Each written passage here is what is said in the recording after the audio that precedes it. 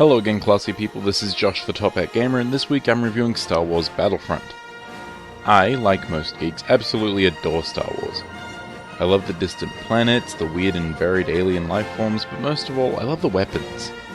From lightsabers to blasters to jetpacks, stored rockets, combat in the galaxy far, far away has always excited me. So of course, the Battlefront series is a favourite of mine. So is the current gen revival a return to form, or has the beloved series slipped to the dark side? Let's take a look. Star Wars Battlefront disappointingly has no narrative of its own. The multiplayer-focused outing seems to take place around the original trilogy, as seen by the locations on offer and the selection of heroes available for each side. However, the battles you take part in don't really mirror any specific battles from the movie or extended fiction, with the exception of Hoth, I suppose. There's a small amount of single-player content available, but they amount to little more than training modes or bot battles. There's no campaign or galactic conquest mode, leaving the content on offer feeling thin and insubstantial. Though Battlefront feels lacking in a lot of ways, the one department where you can really notice the time and effort poured in is the game's presentation. Character models, locations, and weapons all look authentic, and Battlefront brings them to life with the most stunning graphics I've seen in a Star Wars game ever.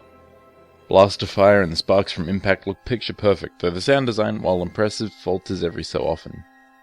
TIE fighters and X-Wings tear through the sky above the many battles with their signature screeches, and blasters sound as real as they ever have. Unfortunately, some of the voice acting just isn't very good. Emperor Palpatine sounds like Mr. Bean more often than not, and with the exception of Boba Fett and C-3PO, most of the named characters aren't voiced by their original actors. This is understandable but regrettable nonetheless. Moving on to gameplay, Battlefront's core mechanics are more or less what we've come to expect from DICE-developed multiplayer shooters. Huge battles with a large number of participants and optional vehicles are available in most of the game modes on offer, and the base shooter gameplay is solid, while the overall balancing of the game is frustrating to say the least. It always seems like every player is walking around with the strongest gun in the game, and I can recount plenty of times where I've walked less than a couple of steps from my spawn point before being blasted in the back. And that's without spawning on my in-game partner. Not to mention, if you're playing Walker Assault as the Rebels, your entire team better be focused and know how to play because you're constantly at a disadvantage.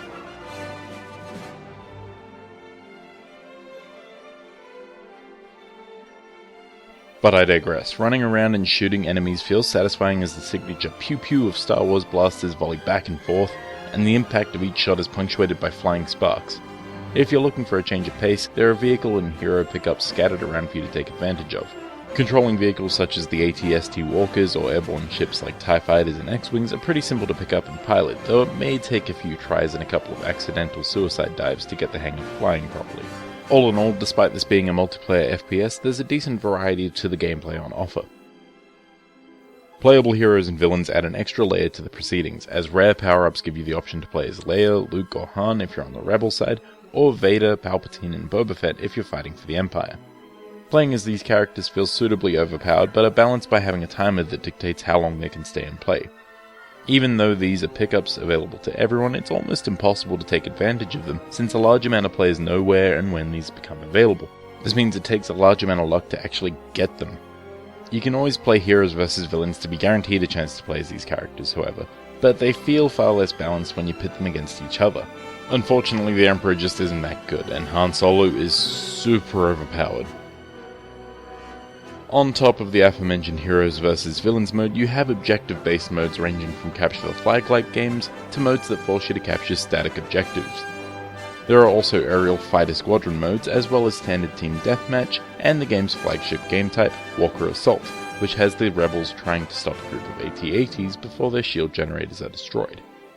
Even with the fairly packed suite of game modes, Star Wars Battlefront comes up lacking, partly due to its tiny selection of maps, and partly due to unsatisfying customization options.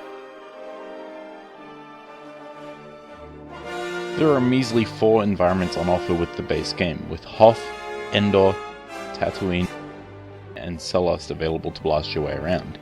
Each environment has maybe 2 or 3 maps associated with it for the various smaller game modes, as well as one large map for the 20 on 20 game modes. The maps offer plenty of verticality and hidden paths, but there's just not that much variety, especially if you're a fan of the larger maps. To pour salt in the wound, Star Wars Battlefront has a season pass on offer, which I'm sure is where the majority of the content is being hidden. As for customization, Star Wars Battlefront offers a handful of primary weapons and some power-up accessories such as grenades and jump jets, but it's not hard to see what the best builds are. Everyone's running around with homing shots and the DL-44, Han Solo's pistol, which seems to imply that there's not much point in trying out all the different weapons or special items. Visual customization is also lacking, as you generally just get to choose a random human face for your Rebel or Stormtrooper, while the cool alien faces are locked until the last 10 levels for the Rebels, and you only get 2 awesome Stormtrooper skins near the same point for the Empire. It's all just kinda boring. So at the end of the day, Star Wars Battlefront leaves me feeling bored, disappointed, and a little bit frustrated. Its poor customization options give me no real reward to aim for, while also making sure that everyone has similar builds because there's so little to customize. Plus, it's boring to see the same environments over and over and over again. I know people hate the prequels, but could we not have seen Naboo, Coruscant, or Mustafar? Or even original trilogy locations like Cloud City or Dagobah? And couldn't we have had more heroes to choose from? Content-wise, Star Wars Battlefront is abysmal. DICE are lucky they were able to nail the feel of gameplay and its presentation, though even these aspects aren't quite as good as they need to be. Star Wars Battlefront gets the Top Hat Gamer rating of mediocre. The game feels good and it looks amazing and sounds just about right, but that's really all it has. After the first few cycles, seeing the same maps over and over feels boring, and I can't deny that the weird balancing and poor spawning left me feeling slighted on more than one occasion. I suppose I'm just disappointed to see all of that potential that Battlefront had wasted on just another multiplayer-focused shooter. Thanks for watching. I hope you found the review informative. If you missed my last review on Fallout 4, click the annotation.